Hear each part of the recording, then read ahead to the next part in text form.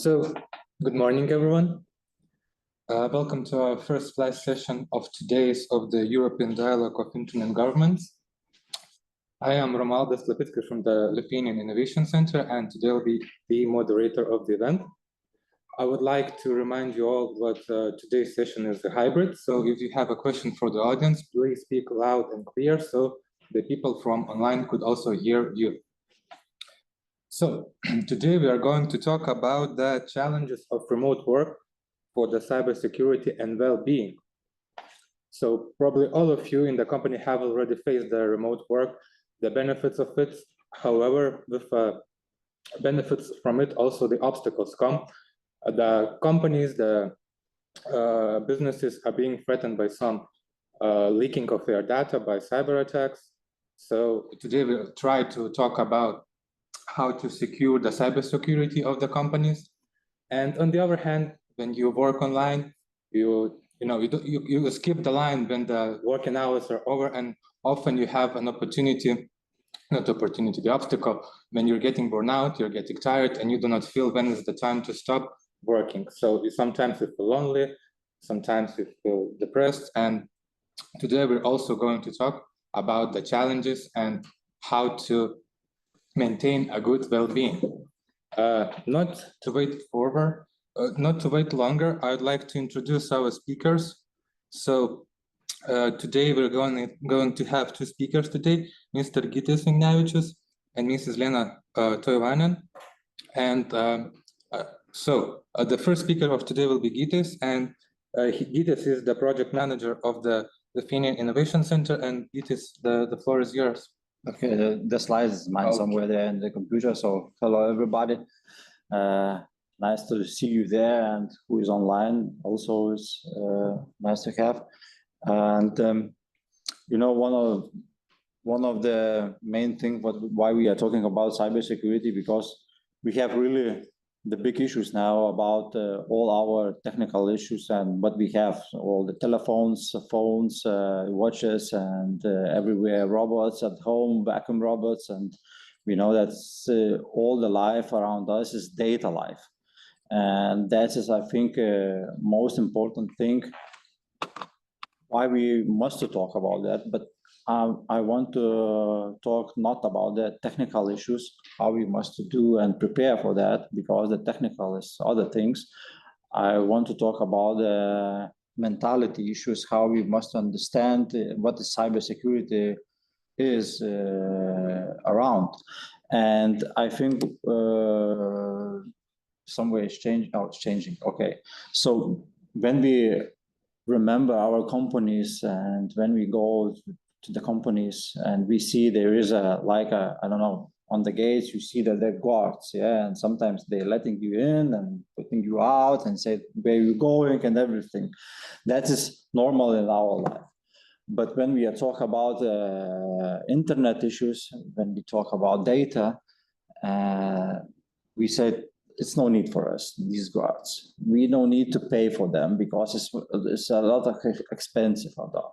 So that is, I think, because I live in the companies and work with them daily, and they really talk about why I must pay 1,000 or 3,000 euros per month for the safety, be in the internet, on our data. It's really expensive.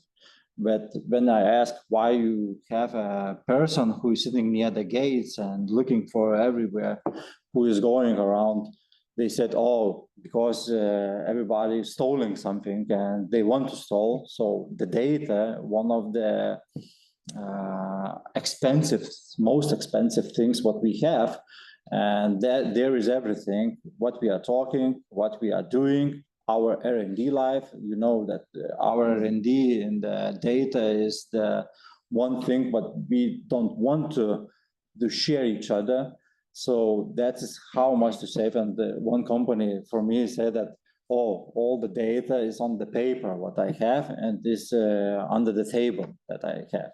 And nowhere you can find that information. But I said, okay, now how you write that?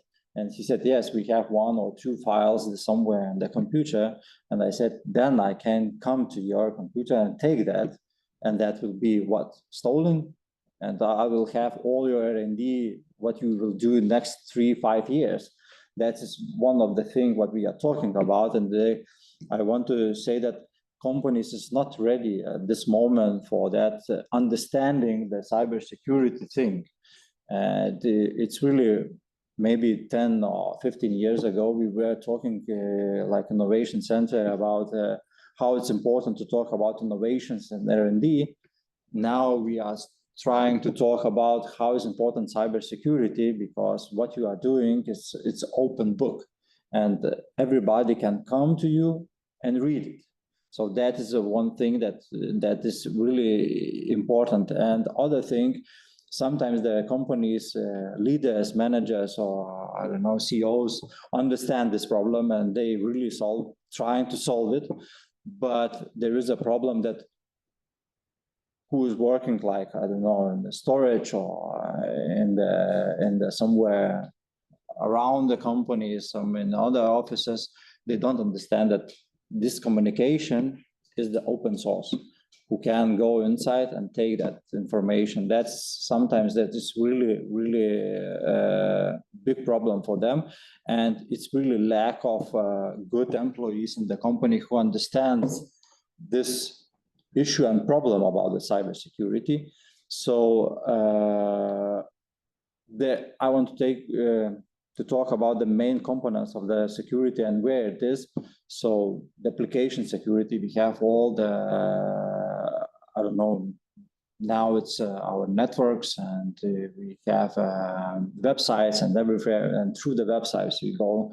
It's most branch in the companies and the data through the websites, because it's sometimes they prepared and make for the open sources, and open sources we know that is one of good for hackers thing, that how can I come in that information, network security, and operational security. And there is one thing that we are talking, and it's very important. Sometimes companies, employees understand that this someone take the information, but they just make a silence and don't talk, because they don't want to say that they made something bad, and they don't know where to go, who is responsible for all the data communications, for the data security. And because in the companies they don't have, I know that a lot of examples, like in Lithuanian companies, about 80% of the companies that I know, there is who understand a little bit PCs and computers and devices and some other things. They said, you will be responsible of that, our cybersecurity. That is, sometimes that person knows how to turn on computer and turn off, or make a restart. That's all the thing what they know. And that is a problem. And three major cybersecurity trends, that is, we know at this moment, when came two things now we have in our cyber life, is AI, artificial intelligence, and 5G. Yeah. So 5G is giving us a lot of data now, and AI works just through a lot of data. So that one thing that is each other helping, and really now hackers works with AI very well. And now it's for who is making securities and everything. So that is, for them, is a problem, because they one step in the front, and sometimes we can't recognize. They say that we can't recognize where's the problem came from, because there is a lot of other things that they don't understand. And like in the slides, you can see the hackers use AI and machine learning and other technologies that sometimes we can't recognize what they are doing and what they are using. And so that is a other step, and it's really in the top steps now. But the companies is now, I don't know how to say, you know, when we talk in the network or cyber, we are who's creating the wheel. We understand, yeah, it's a long time ago someone created wheel, and now it's everything works. So in the cyber company, cyber understanding, they are just create the wheel when the hackers and all the world goes through the, I don't know, electric cars. So that is, this understanding is for the workers, for the employees, is really, it's really one of the thing that we need to talk daily, not just sometimes to make some recognizing that, yes, learning and teaching persons like once a year we talk about, okay, you need to prepare, you need to use VPN, and that's all the things that is more secure. But when you send them some bad email, and if they opened now in the companies, I know the statistics, there is a 95% that it's open, these emails, what is wrong, and it shows, oh, it's from my CEO, so why I can't open? Because it's from CEO. They don't recognize where the problems can be. So that is other things. And really, it's other thing that is a lot of cybersecurity approach. And like I said, a lot of company doesn't have talents or employees understand. So that is one thing that we must go and through.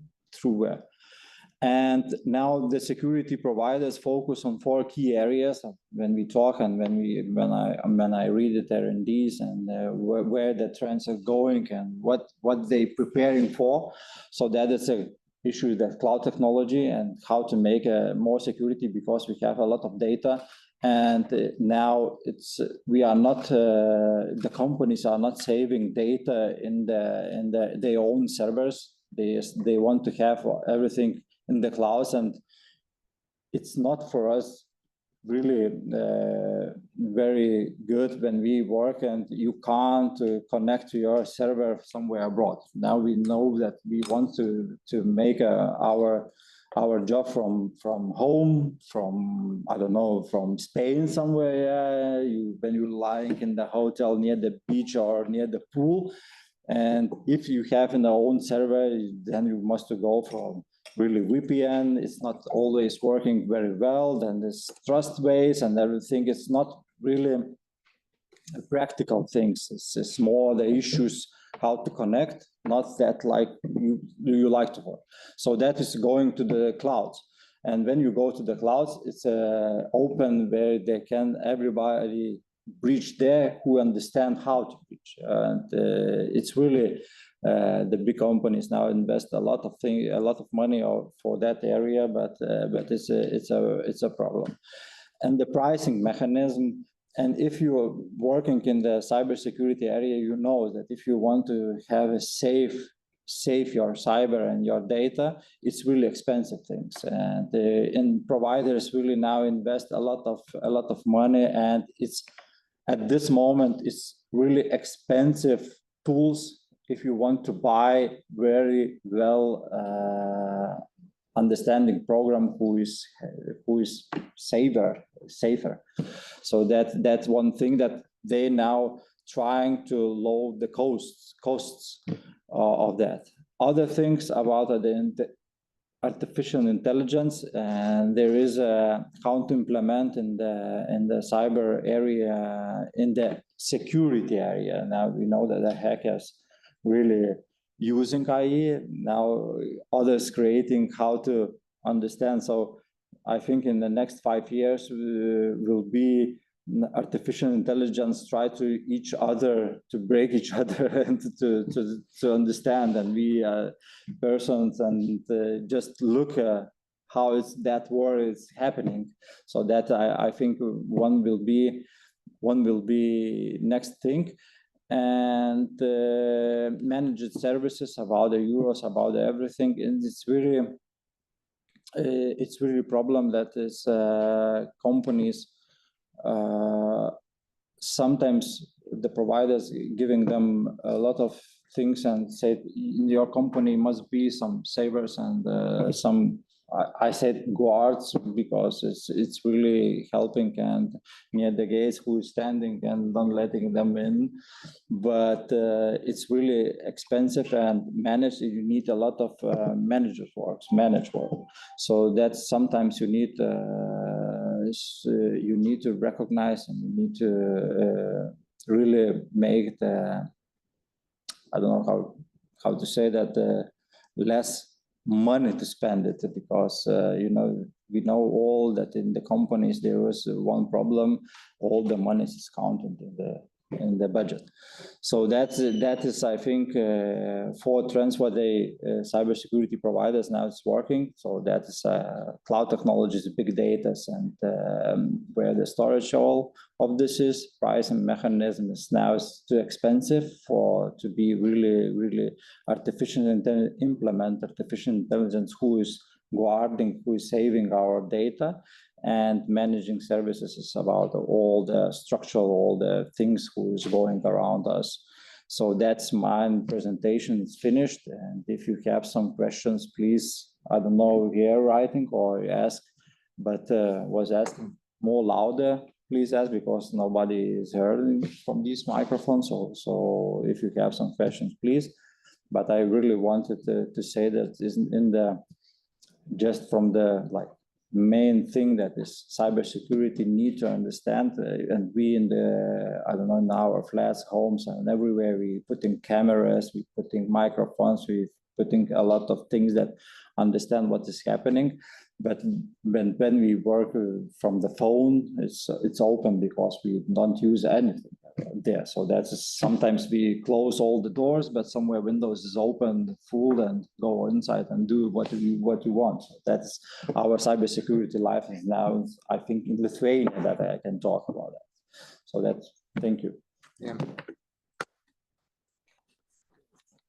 Thank you so much, Vytis. I really agree with you, but it's really important to disseminate information about the cybersecurity and to raise awareness to be cyber safe. Do you have the questions from the audience? Okay, no, so I'd like to ask you, and if you don't have questions from the audience, so as you mentioned, you live in the companies, you speak with them daily, and what are the most common threats what workers are facing, and how do we also mitigate these risks? Like, do we have some mitigation of risk in the companies to raise the awareness? Oh, I forgot to mention that we have really big projects. Cyrus, someone is Cirrus, and someone is calling in other ways in the Innovation Center. And there is a main thing what we are talking is it's a global in the Europe area. So that is one thing and we are trying to understand your question that we are asking for the companies, what is the biggest issues for you and how you implement all the cybersecurity in the companies. And now we understood that we need to do a lot of trainings, a lot of hours to employees, not just top leaders of the companies, but all the companies' employees need to make it trainings. So that was one thing that, and I think when all the company employees understand the cybersecurity risks, then will be, I think, next step how you must be in secure providers and everything in the future. But if you don't have understanding in that area, so you can't help anything because they don't recognize that this is a problem. So that's one thing that you must understand now. So I have one more question. So you yourself work as a project manager in the company, and sometimes I think all of us are getting the phishing mails. So how do you recognize it, and what are the next steps? What you do when you recognize it, and what are the examples in your clients? How we also do that? I'm not a specialist of this, so that is I'm trying to not open that. It's really sometimes we making opening emails instinctive. So that is open mail, and you got a mail and you didn't read in the subjects and you were from, and you didn't push the address emails and everything, because there is sometimes is written and you can see that the point also somewhere. somewhere the letter or number is different that you all the time you have from. So you from there you must understand, and if there is a push a link or something, so that's the problem. And phishing emails is good, but I have two really stories about how stole the money from the companies in Lithuania in this year. And one company lost 200,000 euros, another company lost about 80, 70, some kind of €1,000. It was a easy going money because the two companies, they have really big is holding and companies between each other. And now how they recognize these stolers stole in the simple area. They were in the communication all the month, and they just looking how you write, how your emails structure, and they made everything. And in the last letter, they said, "Oh, sorry, you changing like this," and employees was really understanding that it's need cybersecurity, and you need to trust and need to understand. So write from other email the same thing, and they write it back. They got, and that is because they saw how communication, how they solve the problems if there is some kind of changing some information. So they really learning about that, and they preparing for this. So that is 200,000 euros is just gone. And when police found that is is in Lithuania, some people, and Interpol, I know that it works in India and France and everywhere we're making, and they just found a couple €1,000 somewhere, and all over the world. Yeah, all over the world the money was splitting. Okay, thank you so much. There's a person on the line who wants to ask a question. Please. Good morning, good morning. You're speaking to Advocate Nzaluba from South Africa. Thank you for the presentation. I hope you can hear me. Yes, we do. Hello. Thank you for the presentation on cybersecurity. I was about to write apologies. Where I am is next to the military base. So yeah.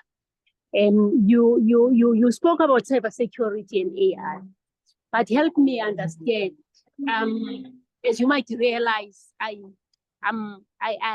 been in the military, and I'm asking this from this perspective that we have you spoke about AI and cybersecurity insofar as the workplace is concerned.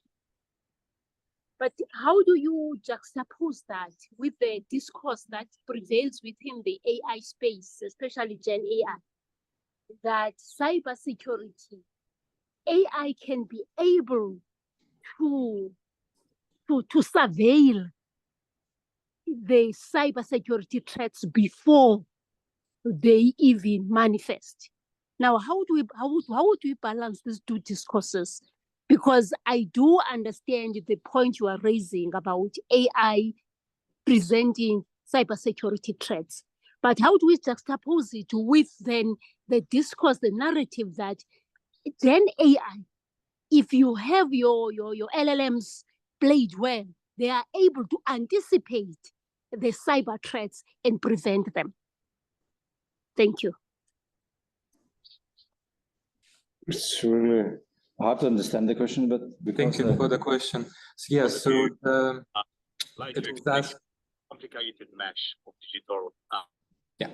So the question was about the AI and how to prevent from the AI attacks, as I understood correctly. Like, how do you trace the AI attacks, right? Yeah. Sometimes we understand that AI is like a god or global, yeah, but we have a lot of things that we have other AI and who is defending and who is preparing for these issues that, like I said in the presentation, that in the next 5 years, I think will be the war between some AIs and the networks and the wars with each other between each other. One AI trying to hack our AI. Yeah, that's our future. I think in the next couple of years it will be. So that's my answer. Thank you. Okay, more questions? Okay, so maybe we can move on with our next presenter. So Mrs. Lina Toivanen, right? Yes. She's the project manager of the Distance Lab project, and she's the R&DI coordinator of Central University of Applied Sciences in Finland. So I'm sharing your slides, and please go ahead.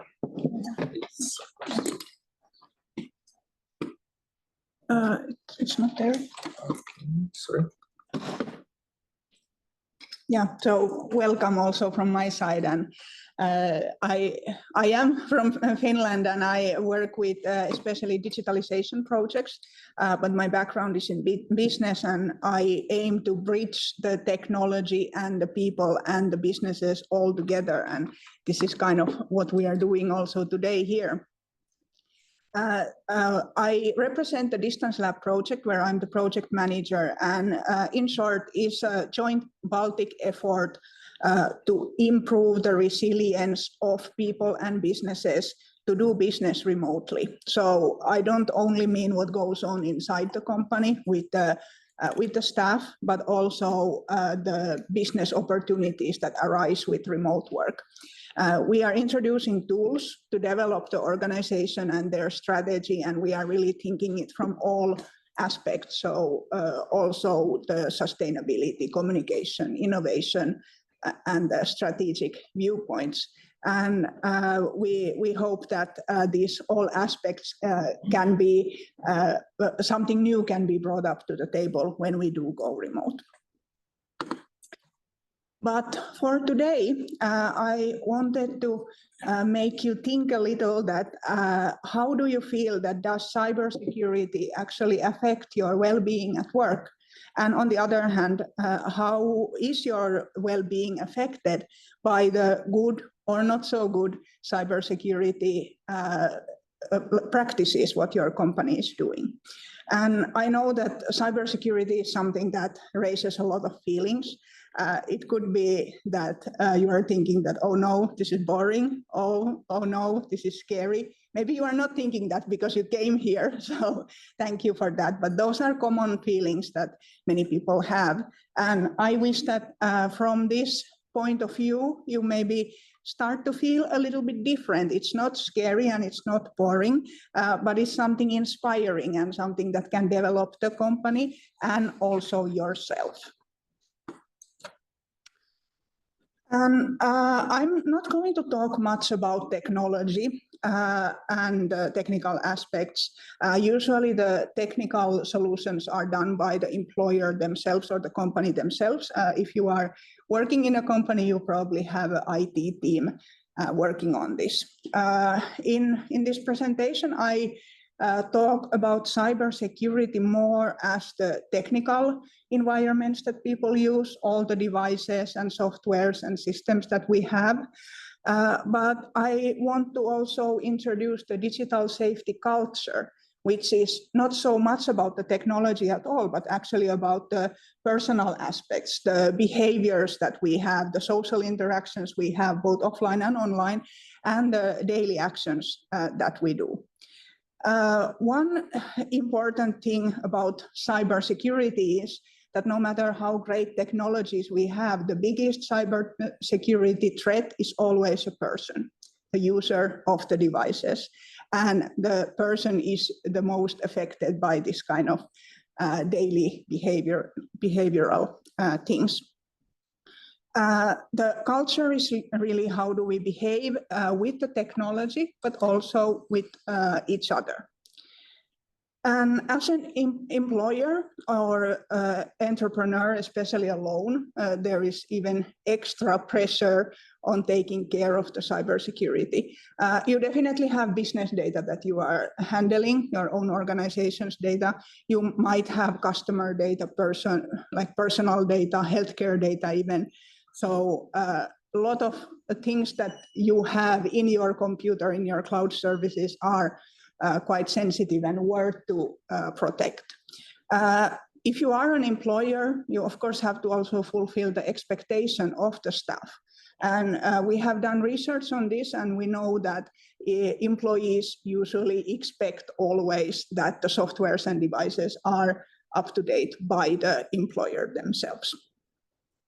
If you are handling these things and the safe working environment in general, both digitally and physically, and you might feel alone. If the company is small, you might feel the pressure of cybersecurity. That is completely understandable, and that will lead into well-being issues as well. So stress, headaches, burnout even. And one thing what I wish everyone can recognize from their work is the responsibility on what kind of environment we are creating, both digitally and physically, to our customers and to our networks online and offline. For example, sales online is definitely an environment where the customer has to feel safe, or they will not even do the purchase. But we are all definitely familiar with the safety practices. I don't need to be listing you that change your passwords and keep your devices up to date. Only click links you recognize. These are like things that we have heard for like 10, 20 years or something. But then there is also the daily actions of most people. And I definitely recognize myself here. Maybe you can as well. We check emails in a hurry. We log to open Wi-Fi's. Most of us definitely multitask. We have passwords that are easy to remember. And we also build relationships, which is both online and offline, and they are for work, they are for all kind of situations in our lives. And as you can probably guess, these are not really matching up. The good practices are great. We all know them in the back of our head, but the daily actions are not always the same. And if you look at the daily actions, most of them are also things that are causing us to not feel so well, to push ourselves at work, etc. So there is a disconnection between the good practices that we all know and the reality that we face every day. This is where we come in with Distance Lab and our tools. Obviously, I just said that don't click links that you don't know, and now I'm presenting you with one, but maybe you will trust me. So behind that link, you will find the tools that Distance Lab is providing. It will be the same QR code for the end of the presentation. And again, now I wanted to bring up the objective that I said in the beginning. We want to increase the resilience of the businesses in the Baltic Sea region. But maybe you see it now a bit differently, because increasing resilience personally, how you work every day, how you manage your day-to-day, it will also affect your work community, and it will then affect the business as well. So it's not maybe as simple as you first thought in the beginning.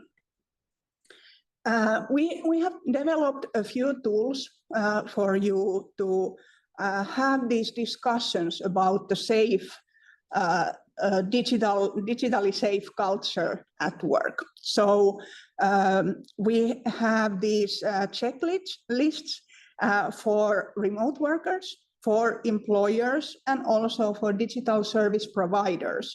And there is also more technical support, like you can learn to scan your network, etc. But mainly we want to bring cybersecurity visible to your daily life. So how can it be brought up in meetings, in coffee breaks, and how can you kind of get to know your work community as well? What are the things that are kind of stopping you from being safe? So that is for the existing work communities.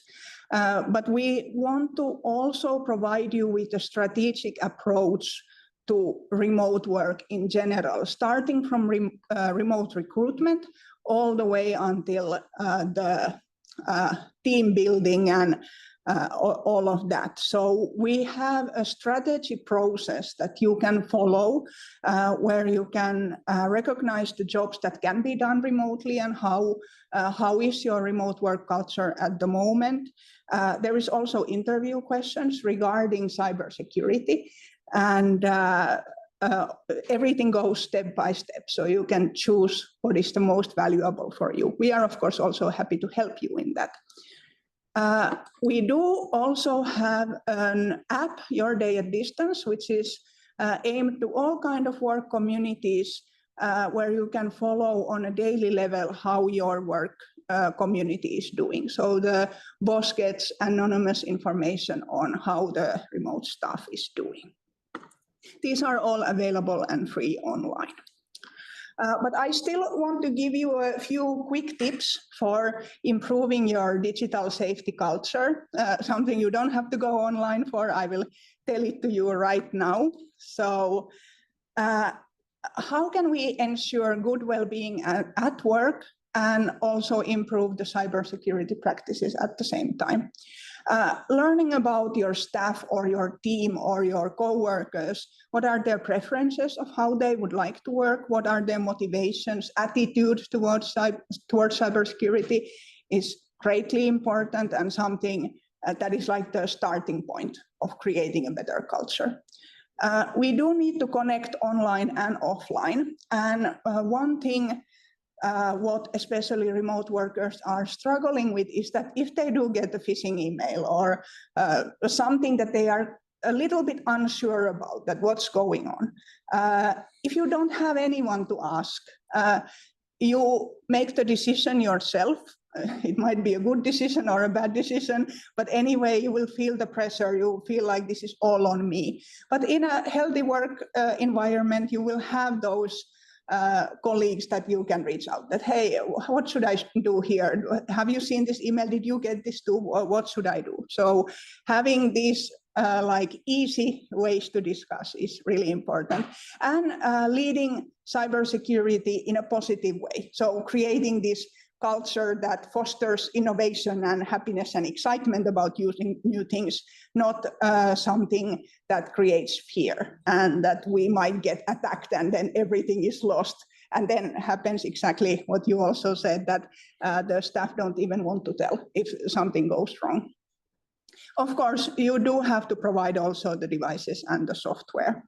But just in short, don't rush in your work. Rush is the biggest thing that the attackers are trying to use against you. Don't leave anyone alone. Obviously, a huge thing about mental well-being as well. And take breaks and introduce good mental health workload practices in your work, so you are more like awake and aware if something seems like it's going wrong. So yeah, that was all. Do you have questions?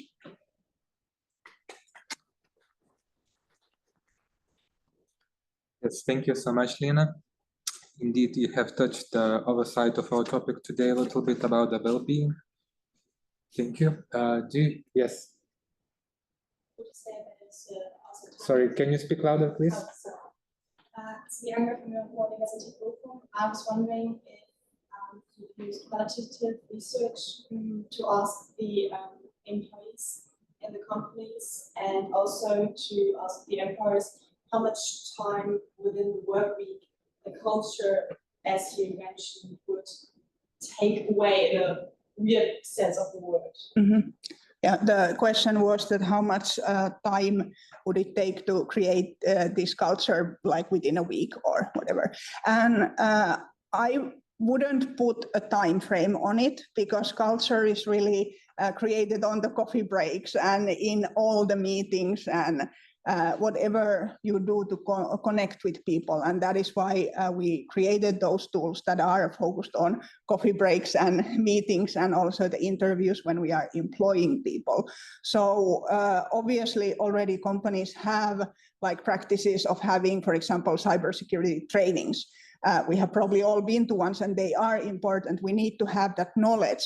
but creating a culture is not really something you can do by deciding that now we will have a meeting about culture, but it will happen slowly in everything. And that means that all the managers, middle managers, directors need to be on board with it, which is probably one of the challenges to get started. Do you have more questions? I would like to ask. So, hello, I'm Karolina from the Lithuanian Innovation Center. Thank you both for great presentations. And I wanted to ask about the future of remote work, as here we are in the session focusing on it. As now we see after the pandemic, some companies are taking actions to attract workers back to their offices. So I would like to ask both of you, based from different perspectives, whether it is well-being of employees or from cybersecurity perspective. So what are the trends in remote work? Do you feel that is going to stay for longer, or companies are at the end of the day are going to come back to fully on-site work? Do you see any sort of trends, both from research maybe and from practice of the companies? So the question from the audience was, what is your opinion for how long, what are the trends for the remote work, how long it is going to stay, is it going to increase, or the employees are going back to the offices? Yes, please. Yeah. Based on research, there is still a large portion of people who do work remotely. Finland is one of the countries with the most people, so I might be a bit biased here, but it is something that the employees are also demanding. And I can tell one example. I was talking to a group of students who are like around 20 years old, asking what would you like to do after you graduate? What kind of job would you like to have? Expecting that they will tell like a position that they are looking for. They said that I want to do remote work. And only after that they tell what they want to do. So the young people's expectations, and also all ages, are that remote has to be at least an option. It doesn't have to be fully remote, but it should be an option. And I see that continuing. What is changing is that we are becoming maybe more smart in that what can be done remotely and how the time in the office should be used, so that we are not just coming to sit in the office alone. Okay, and we have like 1 minute more. Gitas, could you briefly also answer what is your opinion about that? I just want to repeat that it's really an interesting thing that you see that young people want to work remotely, and maybe 35, 40 years old and above, they want to go back in the office and work there, because they said we can't sit at home and be in that area where we live and work. It's not good for us. It's not well-being.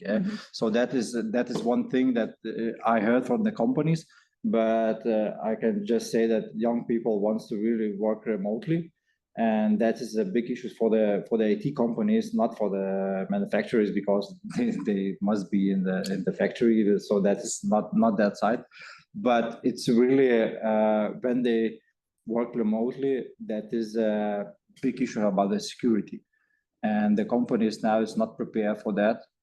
It's time to talk about and go in the really close future, that we must understand that that is the big problem. Like you talk about the Wi-Fi, open sources, and all these things, that it's really open the gates, and who wants it's coming through. So Yes, that is the big problem. Unfortunately, we don't have much more time and we have to finish our session. So I'd like to thank you both for your presentation and the discussions. And yes, thank you for all.